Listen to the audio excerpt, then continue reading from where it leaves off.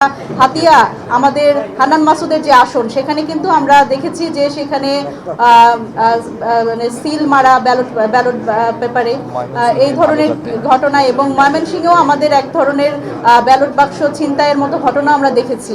কিন্তু এরকম কিছু ঘটনা এবং আমরা আরো যেটা গুরুত্বপূর্ণভাবে বলতে চাই, ঢাকা ৮ আসন এবং ৯ আসনে আমাদের প্রার্থীরা যখন আসলে কেন্দ্র পরিদর্শনে গেছে সেখানে কিন্তু এক ধরনের অস্থিতিশীলতা আমরা লক্ষ্য করেছি। ডেন্টিস্টের পরামর্শ নাও নতুন কোলগেট অ্যাক্টিভ সল্ট। তবে আমি যদি বলি এই ধরনের ত্রুটি বিচ্যুতি যখন আমরা লক্ষ্য করেছি, আমরা অভিযোগ করেছি, পরবর্তীতে কিন্তু যারা আসলে দায়িত্বপ্রাপ্ত তারা এই বিষয়গুলো অ্যাকনলেজ করেছে এবং ব্যবস্থা নিয়েছে। এটি একটা খুবই আশার ব্যাপার।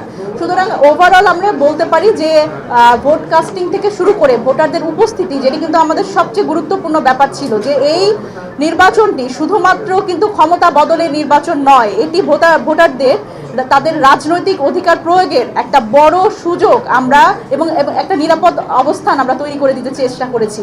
সুতরাং সেই জায়গা থেকে আমরা বলতে পারি যে আমরা রাজনৈতিক দলগুলো আসলে তারা তাদের জায়গা থেকে একটা সহিষ্ণু পরিচয় দিয়েছে এবং আমরা সামনের দিকে একটু দেখতে চাই যে আগামী কিছুক্ষণ আমরা পরে দেখব আসলে ভোট গণনা শুরু হবে এবং এই জায়গাতে আমাদের সতর্ক দৃষ্টি রাখবো এবং আমরাও ইলেকশন কমিশনে যাব এবং আমাদের প্রতিনিধি যারা আছে তারাও সেখানে উপস্থিত থাকবে এবং এর পরবর্তীতে আবার আপনাদের সাথে ইনশাল্লাহ কথা হবে।